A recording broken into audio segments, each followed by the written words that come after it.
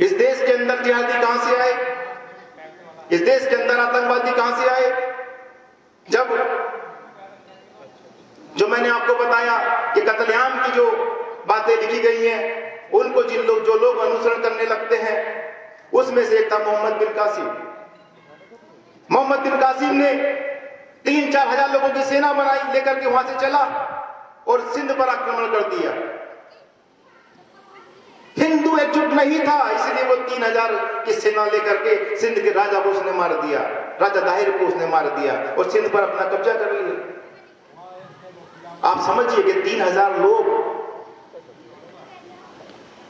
आपके धर्म को क्षति पहुंचा देते हैं। क्यों? अरे 3000 लोग से ज्यादा एक गांव में रहते हैं और वो पूरे हिंदुस्तान पर कब्जा करके चले गए। आप जरा सोचिए, क्या कमी है इसमें? क्या हम एकजुट नहीं है? यही है हमारी कमी है कि हम लोग एकजुट नहीं है, एक साथ कभी उठना बैठना पसंद नहीं करते। जब और बात उन लाइनों को पढ़ पढ़ करके कि मुझे कत्लेआम मचाना है, मुझे मारना है, मुझे मूर्ति पूजकों की हत्या करनी है, वो इतना उसके अंदर खुखार वो बन गया था उन किताबों को, उन आयतों को पढ़ पढ़ करके। और उसने आकर के सिंध की जमीन पर हमला कर दिया। 17 साल की उसकी उम्र थी, 3 से 4 हजार सेना लेकर के आया था। आपके राजा को उसने हरा दिया और धीरे धीरे हिंदुस्तान की धरती पर कब्जा करने लगा। मंदिर तोड़ दिए,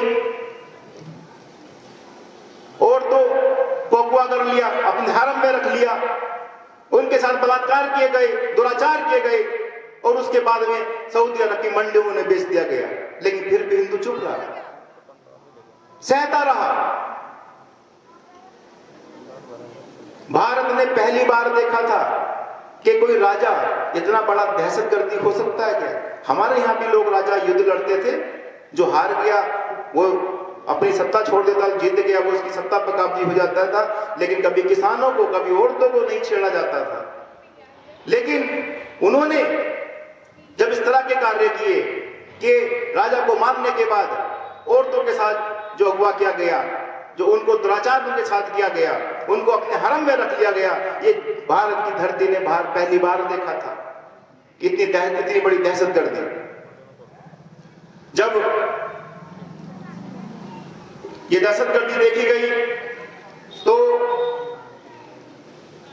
हमारे देश के एक नायक बप्पा रावल, जिसका इतिहास में कम जिक्र मिलता है, क्योंकि इस देश का दुर्भाग्य है कि जब ये देश को आजादी मिली या जो ट्रांसफर ऑफ पावर हुआ भारत को, इस देश का पहला जो शिक्षा मंत्री बना वो एक ऐसा व्यक्ति था जिसकी पैदाइश मक्का मदीना में हुई थी, जिसकी पैदाइश मक्का मदीना में हुई, कुरान का वो तालीम लिए हुए था और वो इस देश का पहला शिक्षा मंत्री बना, जिसका नाम था मौलाना अबुल कमाल आजाद, जिसका जन्म मक्का मदीना में हुआ, जिसकी तालीम कुरान में हुई और वो इस देश का पहला शिक्षा मंत्री बना।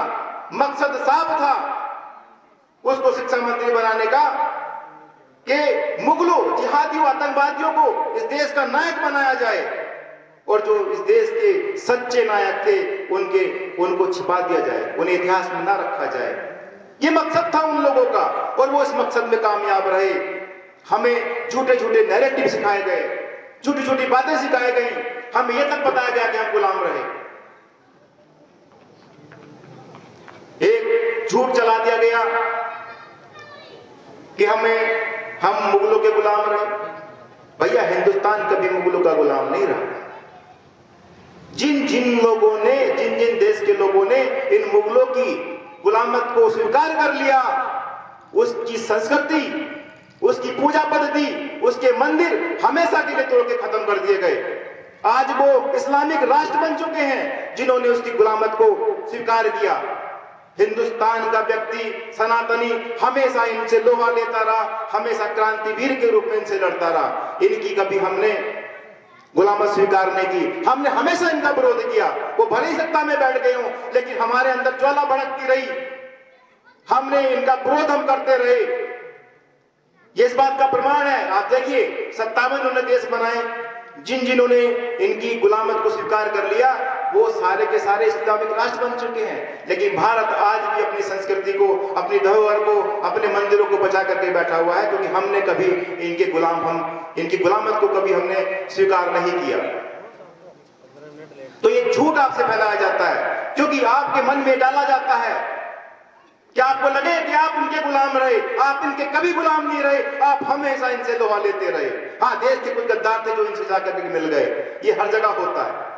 इनके अंदर भी बहुत सारे गद्दार हैं जो आपका समर्थन कर सकते हैं, चिंता ना करें। उसको बप्पा रावल ने इतनी मार लगाई थी कि उसने तौबा मान ली थी, रहम मांगने लग गया था। तब बप्पा रावल ने चाणक्य नीति को अपनाया। उसने कहा कि इस बात की क्या गारंटी है कि तू फिर से हिंदुस्तान की भूमि पर कदम नहीं रखेगा। मैं तुझे रहम की भीख तो दे सकता हूं, लेकिन गारंटी क्या है। बप्पा रावल ने चाणक्य की वो नीति अपनाई कि शत्रु जब तुमसे रहम मांगने लगे तो उसकी लड़की को अपने घर में रख लो।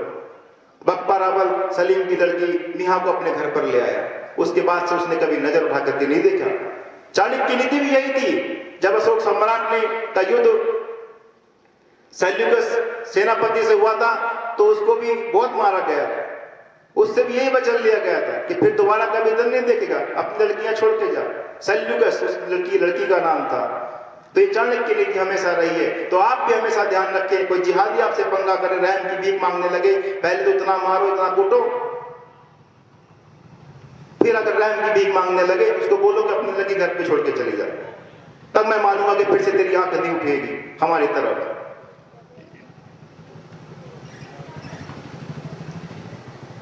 आपको शिक्षा लेनी चाहिए अपने इतिहास से। राम जी ने जब अपनी सेना बनाई तो किससे संपर्क किया था? कोल और भीलो प्रजाति के लोगों से मिलकर उन्होंने सेना बनाई थी, दलितों से मिलकर सेना बनाई थी, बानर सेना बनाई, तब जाकर के उन्होंने लंका फतेह की। बप्पा रावल ने भी वही काम किया, दलितों की सेना बनाई, पिछड़ों की सेना बनाई, किसानों की सेना बनाई। लेकिन आज का जो समाज है वो दलितों को अलग रखना चाहता है। जब जब इस देश पर कोई भी विपत्ति आई है, किसी भी आतताई ताकत ने आक्रमण किया है, दलितों ने बढ़ चढ़ करके उस आतताई ताकतों को के साथ युद्ध किया है। और आज हम लोग उन्हीं को सम्मान नहीं देना चाहते, जबकि चाहिए कि हम किसी के जाकर के घर में बैठ के उनके ईद पर खाना खाने से अच्छा है कि आप किसी दलित के घर पे जाकर के पानी पिए, उसके घर में जाकर के खाना खाएं, उसके मन को जानने की कोशिश करें, उसकी सहायता करने की कोशिश करें। और अगर आप सहायता कर रहे हो तो कभी किसी से उसका बखान ना करें, क्योंकि इस पर देख रहा है तुम्हारी सहायता को। जब जब विपत्ति आई है हमेशा दलित समुदाय उठा है और इस विपत्ति को समाप्त किया गया है। लेकिन कई राजनीतिक दल आजकल एक नारा लगा के चलते हैं, जय भीम जय मीम। आपको पता है जय भीम जय मीम, भीम का मतलब दलित समुदाय और मीम का मतलब मुसलमान। दोनों को एक साथ मिलाने की कोशिश की जा रही है भीमराव अम्बेडकर जी के नाम पर। आपको पता है भीमराव अम्बेडकर जी ने क्या कहा था? भीमराव अम्बेडकर जी ने अपनी पुस्तक में लिखा था, इस्लाम एक सच्चे मुसलमान को कभी भी भारत को अपनी मातृभूमि मानने की स्वीकृति नहीं देगा। वो साफ साफ लिख चुके हैं, बता चुके हैं। वो कभी भी इस्लाम एक सच्चे मुसलमान को कभी भी भारत को अपनी मातृभूमि मानने की स्वीकृति नहीं देगा। उसके बाद में जय भीम जय मीम के नारे का तो मतलब ही नहीं रह जाता। इसलिए सावधान रहिए, सुरक्षित रहिए। आपके वोट को लेने के लिए, हिंदू को तोड़ने के लिए इस तरह के षड्यंत्र रचे जाते हैं।